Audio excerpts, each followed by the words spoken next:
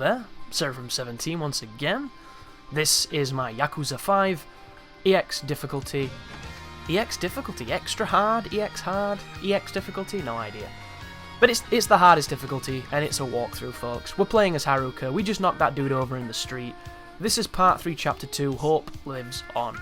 And I'm hoping, devoutly wishing, that this gets a little bit more interesting for you. But there is, as you can no doubt hear at this moment in time, a casualty of the recording process of this guide. I did not know, if you change your audio settings to optical, that when I captured this game on the PlayStation 3, that it would not capture audio. I did not realise that the PlayStation 3 was that shit. And I thought it was shit, because I think it's one of the shittest consoles ever made, and I hate it. But I didn't realise just how shit it was until it ruined these next few videos. So I'm very, very sorry that I'm too stupid to know how this bullshit machine works. But the next whole bunch of stuff is going to have music from the soundtrack playing behind my voice, because this game in silence is just not going to be great. And I don't know what to say. Like, I would love to go back and re-record it, but I'm using one save file, and I'm not the type of person that, you know, saves on a different slot every single time, because I didn't really think I would need to. And this is not a game where I believe you can pick chapter select and just go back and do things very easily, which is a little frustrating, but, you know, it happens. I am no stranger to technical difficulties. It's just frustrating when it's a technical difficulty that shouldn't have existed to begin with. And the good news is, the PlayStation 4 doesn't do this, so Sony, in their wisdom, or their wisdom that they learnt from their mistakes, have fixed whatever that priority issue is, and I've never had this issue on their new system, which is awesome, because, you know, the PS4 is a great console, and I'm very, very happy to own it. But this is the next evolution of what we've been doing.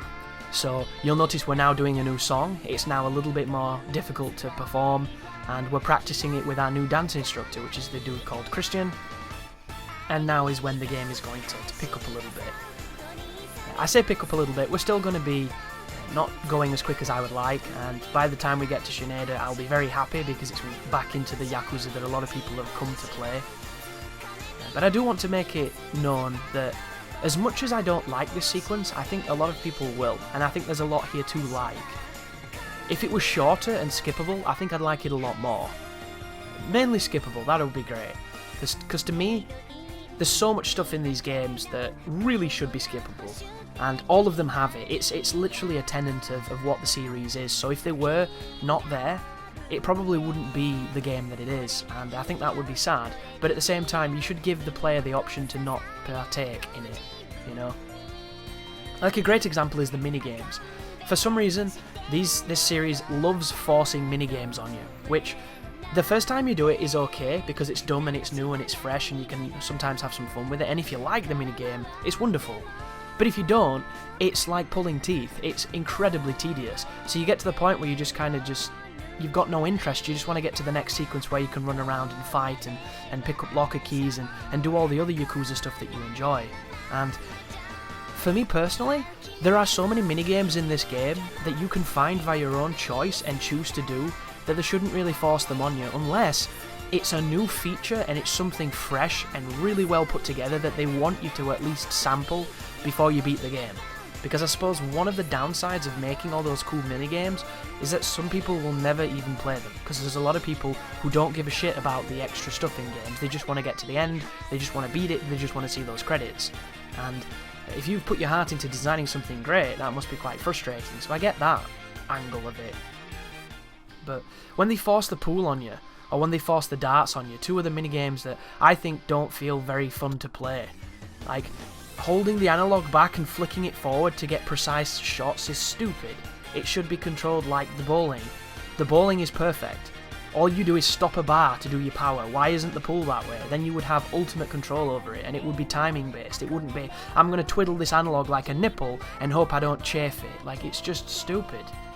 And the darts, it doesn't matter how gentle you are on that analog flick, it doesn't matter how hard you are, it's always different. It's almost feels random, and I am almost certain there is a way to game the system. There will be a guaranteed way of getting what you want every time, but in the handful of games I've played, I've not figured it out, and my entire time with those minigames has been miserable. as opposed to things like the batting as Shineda, which I thought was great and really fun, especially compared to the batting with anybody else, which is just really boring and stupid. And then the bowling, which I love bowling games, I always have. I spent half of the GameCube's lifespan, playing Super Monkey Ball Bowling, which was a game that wasn't about bowling, but it had a minigame that did bowling really well. Like, I think that bowling is better than Wii bowling, because it's more gamey. Like, Wii bowling is closer to actually bowling, which is cool, and it's a novelty. But when I come to games, I want to see gameplay, I want to see gameplay mechanics, I want to see the stuff that I can learn and understand and get to grips with and get really meta on it, and you could do that with Super Monkey Ball.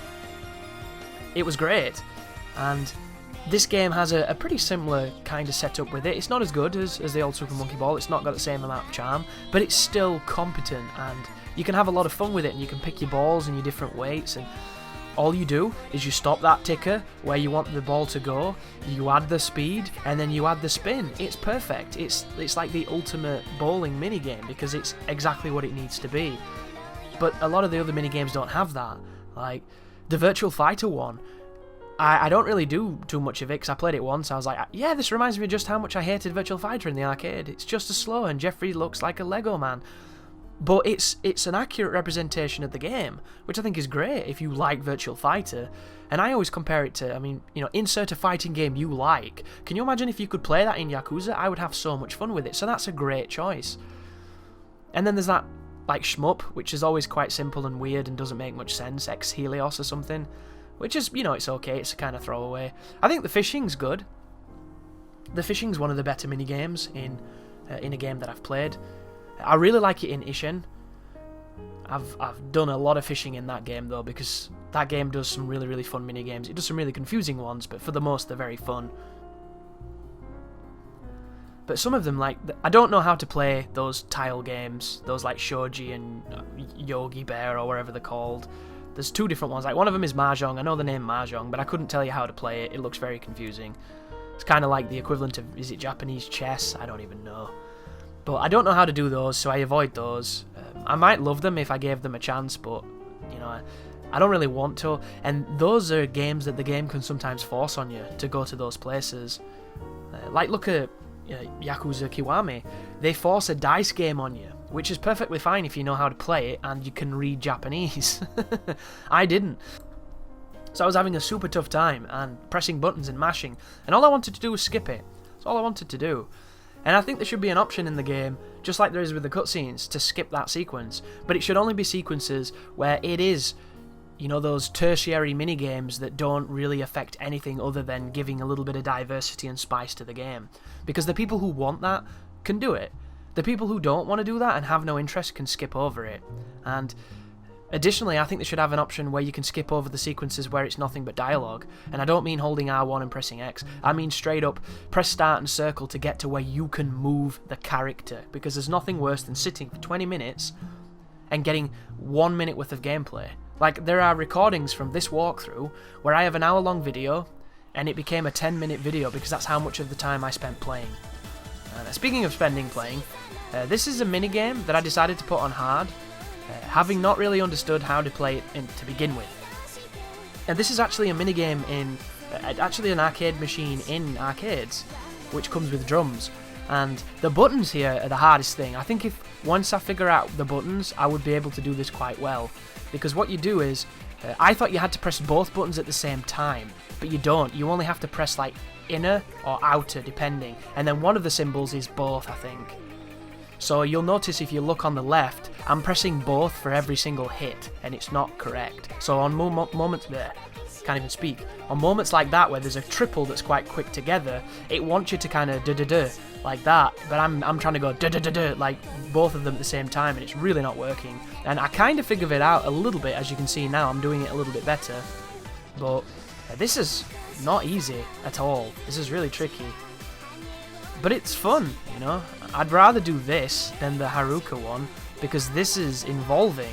You've got to press buttons a lot here, and admittedly this is on hard, which you don't have to pick hard. I just decided to, and apparently the person I'm playing with is just not even trying. She's got like half my score at this moment, and I'm doing terrible, but she's doing worse, which is okay. which is a lot better than if she was perfect. That would be miserable. But look at that, like raining blood right there. All sorts of madness. Pretty cool though. I've never played this one in the arcade. I bet it's fun. I bet you get to see some psychopaths on it as well who are really, really good. Which I think is one of the things I miss about arcades, aside from them existing in my country. Arcades for now literally have bandits in them and 2p machines. That's all they have. If you want to go there to play games, you're going to get a few light games, a couple of those stupid crappy crane games that don't grab anything, and that's it. Like, the games are so nominal. And if you do find one, you got really lucky. And generally, if you do find one, it's one of those more recent novelty ones that are very specifically tailored towards gamers who remember when arcades were great.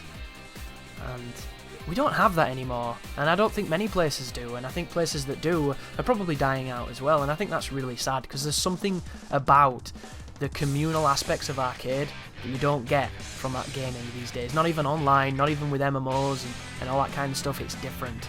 There's something to be said about strangers meeting in an arcade and competing, or even if somebody's just watching. There's so much, just, there's an energy to it that it's really tough to explain unless you've been there. And I talk like I was there yesterday. I was in the arcade when I was like 12. It was a very long time ago, but I remember those days very fondly because I spent a long time there, and it was never wasted time either, which, if you can look back on something that you've done in your life and you can wholeheartedly agree that it wasn't wasted time, then I think you've done okay. But here's when the game really picks up, and that is the end of the video. So thank you for watching, and you take care now.